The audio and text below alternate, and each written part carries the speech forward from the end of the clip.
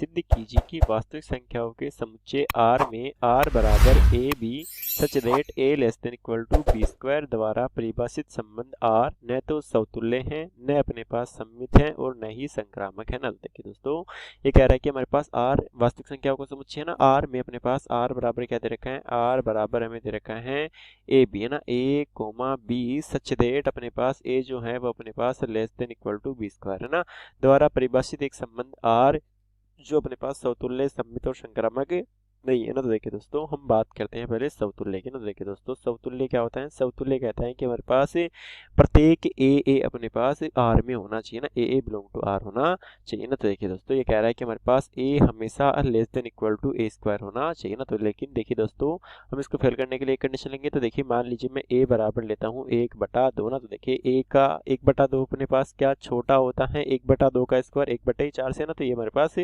गलत हो गया ना। देखिए यदि मैं ए का मान देखिए, हमारे पास जो आर है ए और बी का मान है वो अपने पास वास्तविक संख्या के समुच्चय में, वास्तविक संख्या के समुच्चय अपने पास माइनस इन्फिनिटी से प्लस इन्फिनिटी तक कोई भी वास्तविक संख्या हो सकती है ना, जैसे -0 -1.2 +1.2 जो भी है ना, 1 2 3 जो भी है अपने पास। तो देखिए दोस्तों, यहाँ अपने पास ये गलत हो गया ना। तो यहाँ से हम कह सकते हैं कि हमारे पास ये समतुल्य नहीं है ना। तो ये हमारे पास समतुल्य नहीं है ना। उसके बाद बात करता हूँ मैं सममित की ना। तो देखिए दोस्तों, सममित क्या कहता है, सममित की यदि बात करूँ तो सममित कहता है कि यदि हमारे पास a b belong to R है ना, यदि हमारे पास a b belong to R है तो अपने पास b a belong to R भी होना चाहिए ना, b a belong to R भी होना चाहिए ना। A b belong to R का मतलब क्या है कि हमारे पास a less than equal to B square है ना, a less than equal to B square है ना। तो अपने पास जो b less than equal to क्या होना चाहिए, ए स्क्वायर भी होना चाहिए ना। तो देखिए दोस्तों, इसको फेल करने के लिए हमारे पास एक कंडीशन काफी है ना। तो ए अपने पास मान लीजिए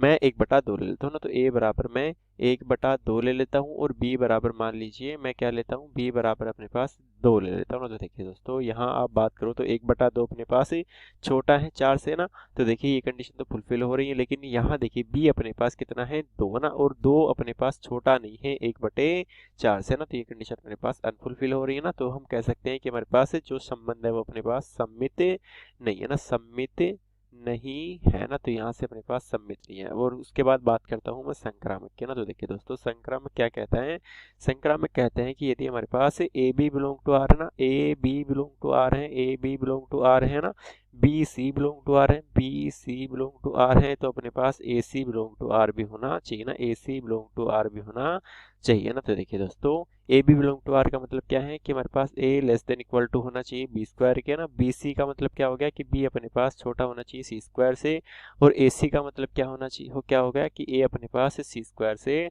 छोटा होना चाहिए ना। तो देखिए दोस्तों, देखिए यदि मैं यहाँ ए का मान अपने पास 100 ले लूँ ना, और बी का मान क्या ले लूँ, बी का मान देखिए अपने पास मैं क्या ले सकता हूँ, बी का मान 5 का स्क्वायर 25, 10 का स्क्वायर 100 ना, क्योंकि बी का मान यदि 11 ले लूँ और सी का मान मैं क्या ले लूँ, सी का मान अपने पास 5 ले लूँ ना। तो देखिए दोस्तों, क्या हो जाएगा, यहाँ आप देख सकते हो कि अपने पास ए जो है 100 है, वो अपने पास 11 का स्क्वायर 121 है ना, तो 11 के स्क्वायर से छोटा है ना। तो यहाँ से कंडीशन फुलफिल हो रही है, b less than equal to c square. तो 11 अपने पास 5 का स्क्वायर 25 से छोटा है ना, और a less than equal to c square. तो ए अपने पास 100 है, 100 अपने पास 5 का स्क्वायर 25 से छोटा नहीं होता ना। तो ये कंडीशन अनफुलफिल हो रही हो, तो मैं कह सकता हूँ कि हमारे पास ये जो है वो अपने पास संक्रामक भी नहीं है ना। तो संक्रामक नहीं है ना। तो यहाँ से हमने सब सिद्ध कर दिया कि हमारे पास जो संबंध है वो अपने पास ना तो संक्रामक है, ना ही वो अपने पास सममित है, और ना ही अपने पास समतुल्य है ना। और ये हमें बताना था ना, तो ये सिद्ध करना था कि हमारे पास ये सममित, संक्रामक और समतुल्य नहीं है। तो धन्यवाद दोस्तों, आंसर हो गया। क्वेश्चन है कि हमें जांच करके बताना है कि जो समुच्चय मेरा दिया गया है, ठीक, वो समतुल्य है, सममित है या संक्रामक है। जहाँ पे संबंध मेरा दिया हुआ है ए बी कुछ इस तरीके से कि बी बराबर में कितना a+1, ठीक है। तो सबसे पहले हम समुच्चय को लिखते हैं। क्या समुच्चय दिया हुआ है, ए बराबर में कितना 1 2 3 4 5 6, ठीक है। और आर का मान क्या होगा, आर संबंध क्या दिया हुआ है, ए बी कुछ इस तरीके से कि b बराबर में कितना a+1, ठीक है, a+1। अब हम r को पहले लिखते हैं, क्या होगा, तो r क्या होगा, a और b दोनों का हाथ उठाना चाहिए, a और b दोनों इस समुच्चय a का अवयव होना चाहिए, ठीक। तो सबसे पहले a का मान अगर हम 1 रखें तो b कितना मिलेगा, 2 मिलेगा। तो क्या a का मान जब 1 रखे तो b 2 मिला, a का मान 2 रखे तो b कितना मिलेगा 3, a का मान 3 तो b 4, ठीक। और a का मान 4 तो b 5 और a का मान जब 5 तो b 6। हम a का मान 6 नहीं रख सकते क्योंकि जब a का मान 6 रखेंगे तो b का मान 7 होगा, जो इस समुच्चय के घर में नहीं है। 7 इस समुच्चय के घर में नहीं है, इसलिए हम 5 6 पर ही क्या करेंगे, रुक जाएंगे। ठीक है, अब देखते हैं कि यह जो मेरा जो संबंध बना है यह क्या सममित, स्वतुल्य या संक्रामक है कि नहीं है। तो पहली चीज हम देखते हैं इसमें कि स्वतुल्य के लिए क्या देखें,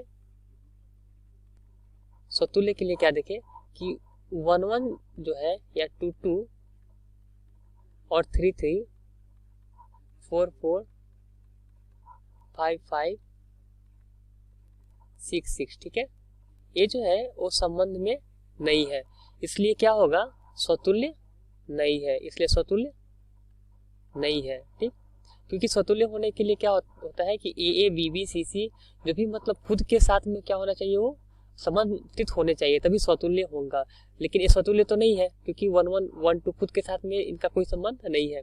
अब क्या देखते हैं हम सममित के लिए। ठीक,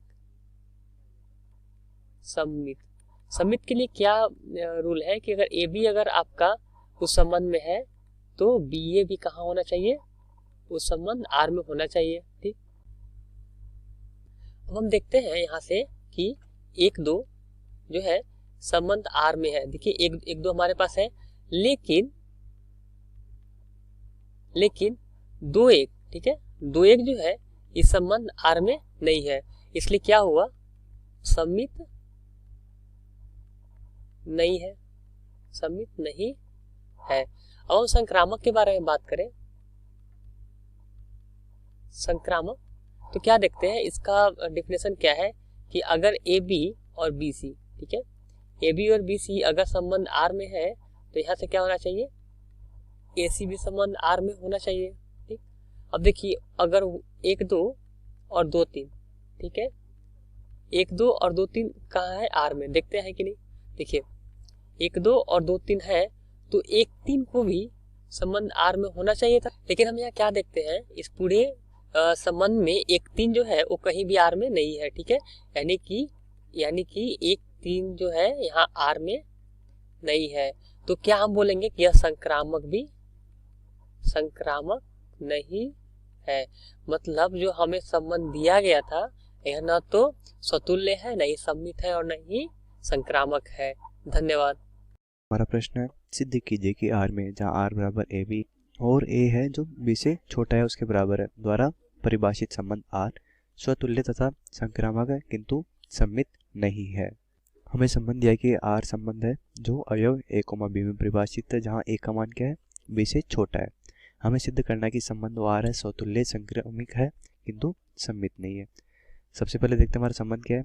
संबंध आर बराबर है ए कोमा बी जहाँ ए का मान बी से छोटा या उसके बराबर है। ठीक है, अब संबंध आर स्वतुल्य कब होगा, संबंध स्वतुल्य होगा यदि अवयव ए कोमा ए संबंध आर में परिभाषित हो। ठीक है, तो अब यहाँ देखते हैं हमारा संबंध की कथन क्या है, ए का मान बी से छोटा है उसके बराबर हो। तो ए कोमा ए होने के लिए क्या होगा, बी का मान ए के बराबर होना चाहिए। तो हमारा कथन क्या हो जाएगा, कथन हो जाएगा ए छोटा या बराबर हो ए से, यानी कि इसको उदाहरण से देखें तो ए का मान क्या हो सकता है, 2 3 4 कुछ भी हो सकता है। तो 2 से छोटा है, ठीक है, तो या 3 से छोटा है, किसी भी संबंध किसी भी अवयव के लिए वो इस कथन को संतुष्ट करेगा, यानी कि ए का मान बी से छोटा है उसके बराबर होगा। यानी कि जो अवयव ए कोमा ए आएगा उसमें हमेशा परिभाषित होगा, यानी कि जो हमारा संबंध आर है वो ये दोनों ही हमारे संबंध में परिभाषित है। ठीक, तो संबंध आर क्या होगा, वो स्वतुल्य होगा। ठीक है, तो हमने सिद्ध कर दिया। अब पूछा कि संबंध है वो संक्रामक भी है। ठीक है, संबंध आर संक्रामक होगा यदि अवयव ए कोमा बी संबंध आर में परिभाषित हो तथा संबंध बी कोमा सी संबंध आर में परिभाषित हो, तब ए कोमा सी भी संबंध आर में परिभाषित होना चाहिए। ठीक है, और हमारा कथन क्या है कथन है ए का मान बी से छोटा है, तो उसको उदाहरण की सहायता से समझते हैं। उदाहरण देखते हैं हम इसका। मान लेते हैं कि ए का मान है 2 और बी का मान है 3 और सी का मान है 4। अब हमारा कथन क्या है कि माना कि हमने ए कोमा बी है, माना कि ए कोमा बी आर में परिभाषित है, यानी कि 2 3 से छोटा है, तो ठीक है, यानी कि 2,3 कथन को संतुष्ट कर रहा है और यह परिभाषित भी है, इसलिए परिभाषित होगा।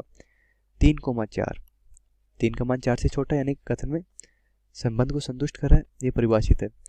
तब ए कोमा बी इस प्रकार होना चाहिए कि ए कोमा सी भी उस संबंध आर में परिभाषित होना चाहिए, यानी कि 2,4 भी इस संबंध को संतुष्ट करना चाहिए। अब देखते हैं हमारा कथन क्या था कि ए का मान बी से छोटा होना चाहिए, यानी 2 का मान 4 से छोटा होना चाहिए। अब देखते हैं यदि ए का मान बी से छोटा है उसके बराबर है, बी का मान सी से छोटा है उसके बराबर है, तो ए का मान हमेशा ही सी से छोटा है उसके बराबर होगा। तो और हमने उदाहरण से भी देखा कि इसका मान है इस जो सत्य है, 2 का मान 4 से छोटा है उसके बराबर ही हो सकता है, यानी उससे छोटा ही होगा। ठीक है, तो हम क्या बोल सकते हैं, इसलिए संबंध आर संक्रामक है। अब देखते हैं सममित के लिए। ठीक है, हम कोई संबंध सममित कब होगा, कोई संबंध सममित होगा यदि ए कोमा बी संबंध आर में परिभाषित हो, तब बी कोमा ए भी संबंध आर में परिभाषित होना चाहिए। अब हमारा कथन क्या है कि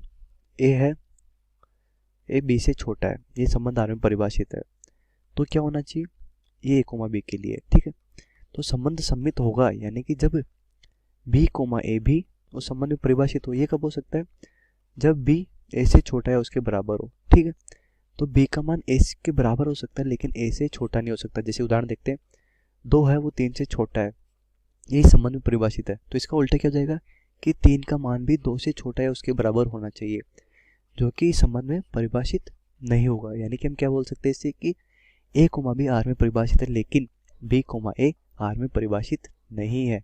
इसलिए हम कह सकते हैं कि संबंध आर सममित नहीं है। और हमें सिद्ध क्या करना था कि संबंध आर क्या सिद्ध करना था हमें, संबंध के लिए स्वतुल्य तथा संक्रामक है किंतु सम्मित नहीं है। तो सबसे पहले हमने सिद्ध किया कि संबंध आर स्वतुल्य है, उसके बाद हमने सिद्ध किया कि संबंध आर संक्रामक भी है, फिर हमने सिद्ध किया कि संबंध आर सम्मित नहीं होगा, और हमें ये सिद्ध करना था कि संबंध आर है वो स्वतुल्य तथा संक्रामक है किंतु सम्मित नहीं है। तो उम्मीद आपको प्रश्न समझ आया होगा। धन्यवाद। फ्रेंड्स, हमारे सामने जो सवाल दे रखा है इसमें हमें बोला है कि आर जो है कोई संबंध है, ठीक है, जो इस तरह से परिभाषित है ए बी में कि ए लेस देन और इक्वल टू बी क्यूब है। ठीक है, इस तरह से परिभाषित है, तो हमें बताना है कि ये संबंध समतुल्य, सम्मित या संक्रामक है या नहीं। तो देखो, आर कोई संबंध है जो परिभाषित इस तरह से है कि ए बी कोई बिंदु है जहां ए लेस देन और इक्वल टू बी क्यूब है। ठीक है, और आर क्या है, आर वास्तविक संख्याओं का समुच्चय। तो देखो, मैं जानता हूं कि ये ए लेस देन और बी क्यूब जो है, अगर जो है ए की वैल्यू 0 और 1 आ जाए, ठीक है, 0 और 1 आ जाए, तब तो ये क्या हो जाएगा, ए बराबर ए क्यूब। ठीक है, और सभी संख्याओं के लिए और धनात्मक संख्याओं के लिए धनात्मक संख्याओं के लिए क्या हो जाएगा, ए लेस देन ए क्यूब। ठीक है, देखो 2 लेस देन 8 होता है। ठीक है, और ऋणात्मक संख्याओं के लिए भी देख लेता हूं मैं। ऋणात्मक संख्याओं के लिए, ऋणात्मक संख्याओं के जैसे -2 ले लिया मैंने, -2 लेस देन और इक्वल टू -8 होता है क्या, देखो ये -2 लेस देन इक्वल टू -8 नहीं होता। तो मैं कह सकता हूं कि ये जो संबंध है ए से ए में वो परिभाषित नहीं है जो दिया गया जहां ए से लेस देन ए क्यूब। ठीक है, ए से लेस देन ए क्यूब में ये वास्तविक संख्याओं के समुच्चय में ये परिभाषित नहीं है, तो ये समतुल्य नहीं है। अब देखो, मैं सम्मित देख लेता हूं मैं। अगर आर इस तरह का कोई संबंध है, ए से बी में परिभाषित है, मतलब ए लेस देन बी क्यूब है, ए लेस देन और इक्वल टू बी क्यूब है। ठीक है, तो मैंने मान लिया कि सभी धनात्मक संख्याओं के लिए, सभी धनात्मक संख्याओं और जीरो के लिए ये संबंध सही है। ठीक है, तो मैं इससे ये निष्कर्ष नहीं निकलता कि बी लेस देन और इक्वल टू ए क्यूब होगा। ठीक है, क्योंकि देखो अगर जो है, देखो अगर मैं यहाँ पे ए बराबर ले लूँ 1 और बी बराबर ले लूँ 2, ठीक है, तो मैं जानता हूँ कि ए एक लेस देन और इक्वल टू 8 होगा। ठीक है, और अगर मैं इसका उल्टा कर दूँ तो ये 2 जो है लेस देन इक्वल टू 1, ये हो ही नहीं सकता। ठीक है, तो ये दिया गया जो फलन है, ये दिया गया फलन है बी से ए में परिभाषित नहीं होगा। ठीक है, तो ये सममित नहीं है, सममित नहीं है। अब मैं संक्रामक भी देख लेता हूँ। देखो संक्रामक के लिए क्या होगा कि ए जो है, आर कोई संबंध ए से बी में परिभाषित है और बी से सी में परिभाषित है, मतलब ए जो है less than equal to b cube है और बी जो है less than equal to c cube है। ठीक है, तो यहाँ से जो है a less than equal to c cube होगा। ठीक है, ये मेरे को बताना है। तो देखो मैं ए बराबर तो ले लेता हूँ, मैं ए बराबर ले लेता हूँ कोई भी माइनस की संख्या, जैसे -2 ले लिया मैंने। ठीक है, और बी बराबर मैंने ले लिया, बी बराबर मैंने ले लिया -1। ठीक है, और मैंने ले लिया सी बराबर, अब देखो मैं अगर एक का मान तो ले लूँ अपने पास, एक का मान ले लूँ मैं 3। ठीक है, देखो इधर एक का मान तो ले लूँ मैं 3, ए बराबर ले लिया मैंने 3, बी बराबर मैंने ले लिया 3/2 और सी बराबर अगर मैंने ले लिया 4/3। ठीक है, तो देखो बी क्यूब कितना हो जाएगा, बी क्यूब यहाँ से हो जाएगा 3/2 का स्क्वायर मतलब 9/4 और 9/4 कितना होता है 3.375। और देखो सी क्यूब भी ले लूंगा मैं, सी क्यूब क्या हो जाएगा, सी क्यूब सॉरी ये बी क्यूब कितना होगा 27/8 और ये इसके बराबर होता है, और ये सी क्यूब कितना होगा 64/27। ठीक है, और 64/27 कितना होता है 2.37। ठीक है, तो देखो यहाँ से मेरे पास क्या आ जाएगा, देखो ए क्यूब, ए जो है छोटा है बी क्यूब से, ए छोटा है बी क्यूब से। देखो ये 3 जो है छोटा होता है 3.375 से। ठीक है, और बी जो है छोटा है सी क्यूब से। देखो 4/3 कितना होता है, 4/3 अपने पास होता है 1 ये 3/2 अपने पास होता है, जो 3/2 छोटा होना चाहिए इससे सी क्यूब से, तो देखो 3/2 होता है 1.5, लेस देन है ये 2.37 से। ठीक है, लेकिन ये ए लेस देन सी क्यूब ये हमें सिद्ध करना है, तो देखो ए कितना है 3, ये छोटा नहीं है, ये छोटा नहीं है 3.3 सॉरी सी क्यूब कितना है 2.37, ये छोटा नहीं है 2.37 से। तो मैं कह सकता हूं कि अपने पास जो है AC जो है दिए गए परिभाषा से ये संतुष्ट नहीं होता। तो देखो मैं कह सकता हूं कि ये जो है संक्रामक भी नहीं है। ठीक है, तो ना तो ये समतुल्य है, ना सममित है और ना संक्रामक है। ठीक है, और ये अपना आंसर हो गया। Thank you friends.